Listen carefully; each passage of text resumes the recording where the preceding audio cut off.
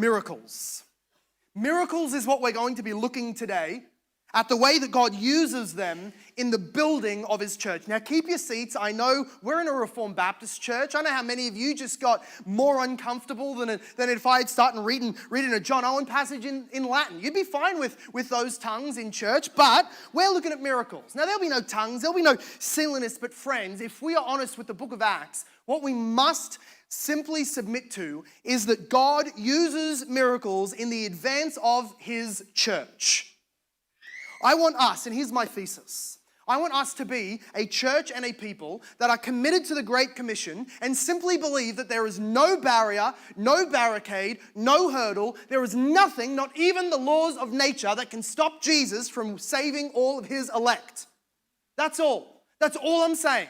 That needs to be the compulsion, the prayer, and the expectation of Christians. That we are not afraid, we are not hesitant, we are not reluctant to pray for miracles in as much as they glorify God and extend his church through the preaching of the gospel. That's today's thesis. And first of all, I want to just show you that as we look at miracles in the book of Acts, they are there primarily and always as a way to progress the gospel proclamation. So even today, one of the ways that we see this come out is that the apostles saw miracles as things that sort of burst open doors of opportunity to be able to preach the gospel of Jesus Christ. We see that in the temple, after having healed the man and brought him into the temple, they have thousands of Israelites come rushing towards them, asking and wondering at what happens, and they don't run to do miracles.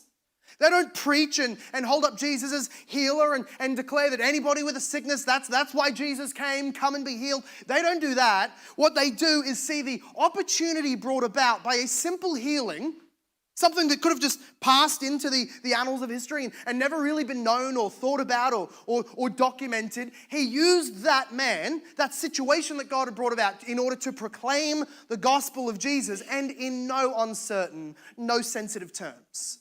The people come rushing, they love the miracle. He tells them, you're murderers, you're liars, you denied the Messiah, you're faithless to God, you murdered the God of Abraham, Isaac, and Jacob. You're the worst of the Jews.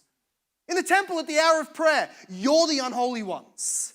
How he slices them to ribbons with his words. But that's the sermon is not quite the point of the entire address today. I can't go line by line as much as I want to. But the point is that Peter saw this healing, this miracle, as an opportunity to simply stand up and give an open-air sermon. I love it. It says they all ran together, and when Peter saw it, his mind went to open-air sermon.